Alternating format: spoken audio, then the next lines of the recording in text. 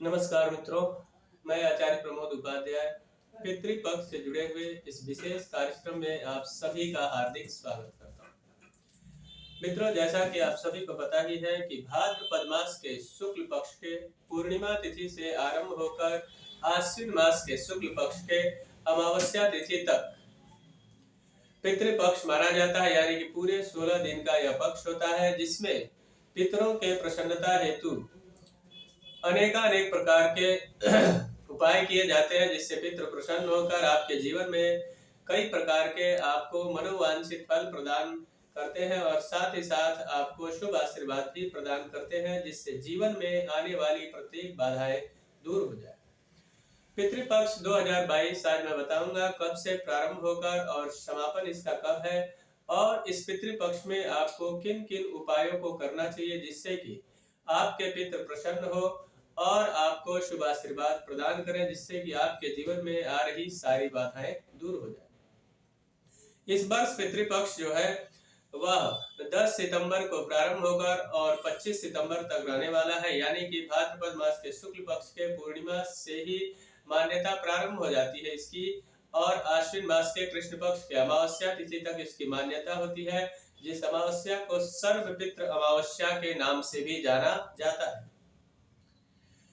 अब यह जो पितृपक्ष है, इस पितृपक्ष में क्या क्या करना चाहिए पितरों के तृप्ति हेतु, यानी कि पितरों के प्रसन्नता हेतु इन 16 दिनों में आप तर्पण, पिंडदान, श्राद्ध इत्यादि का कार्य कर सकते हैं। आपके पितृ जिनको आप जानते हैं और या फिर नहीं जानते हैं बहुत सारे पितृ यानी कि आपके पूर्वज जिनकी मृत्यु अकाल मृत्यु हो गई है, या फिर उनके जो श्राद्ध कर्म है वह सही तरीके से नहीं हुए हैं, उनकी जो आत्मा है वह भटकती रहती है, जिससे कि आप सभी के जीवन में अनेक प्रकार की समस्याएं भी निरंतर आती रहती है।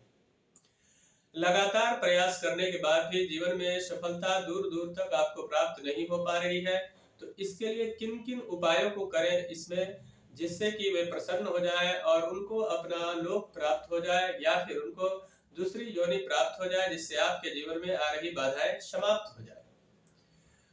तो पितरों के प्रसन्नता हेतु आप किसी ब्राह्मण के द्वारा पूरे 16 दिनों तक तर्पण करवा सकते हैं, या फिर ब्राह्मण के द्वारा नहीं तो खुद भी आप कर सकते हैं। और अगर आपके पितरों की तिथि आपको पता है तो उस तिथि पर आपको ब्राह्मण को बुलाकर वहां पिंडदान या फिर तर्पण करवाना चाहिए। तर्पण करवाने के पश्चात आपको दान पुण्य करना चाहिए और गौ ग्रास इत्यादि निकालना चाहिए। उसके साथ साथ में आपको भिखारियों को भिक्षा देना चाहिए, ब्राह्मणों को दान दक्षिणा और भोजन कराना चाहिए, जिससे आपके पितरों की तृप्ति हो। मित्रों, जो सौभाग्यवती स्त्रियां जिनकी मृत्यु हो जाती है, और ऐसी स्त्रियों का श्राद्ध आखिर कब करें या फिर उनका पिंडदान कब करें, तो उनके लिए सबसे उपयुक्त समय होता है पितृपक्ष में नवमी का दिन। तो नवमी के दिन इनका पिंडदान या फिर तर्पण करवा सकते हैं। उसके अलावा जो लोग सन्यासी होते हैं उनके लिए एकादशी या फिर द्वादशी तिथि सबसे उपयुक्त मानी गई है। उसके अलावा बहुत सारे लोग हैं जिनके मन में कंफ्यूजन की स्थिति रहती है कि हमारे पितरों की तिथि हमें पता नहीं है, अब आखिर हम क्या करें, या फिर इनका श्राद्ध हमें कब करना चाहिए।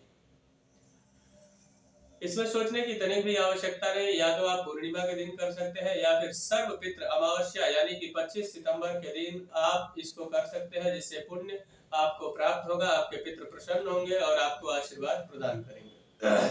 मित्रों, और इसमें क्या करना चाहिए, जैसे बहुत सारे लोग जिनकी अकाल मृत्यु हो जाती है, यानी कि दुर्घटना में मर जाना या फिर दुर्घटना में मृत्यु होना, साथ साथ में सर्प के काटने से मृत्यु होना, या फिर उसके अलावा जल में डूबने से, अग्नि में जलने से, ऐसे किसी कार्य से अगर उनकी मृत्यु हो जाती है, ऐसे दुर्घटना से, और उनका कार्य सही तरीके से यानी कि उनका श्राद्ध नहीं हो पाता है, उनके लिए इस पितृपक्ष में आपको नारायण बलि करना चाहिए, और साथ साथ में नारायण बलि करके उनका श्राद्ध इत्यादि का कार्य करना चाहिए, जिससे उनके आत्मा को शांति प्राप्त हो, उनके आत्मा को तृप्ति प्राप्त हो, जिससे आपके जीवन में प्रसन्नता ही प्रसन्नता प्राप्त हो।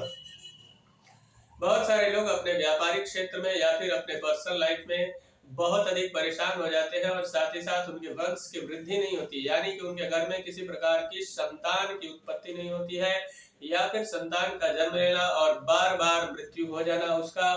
इसमें कहीं न कहीं पितृदोष लगा हुआ होता है या पितर उनसे रुष्ट होते हैं, जिसके कारण ऐसी समस्याएं आती है।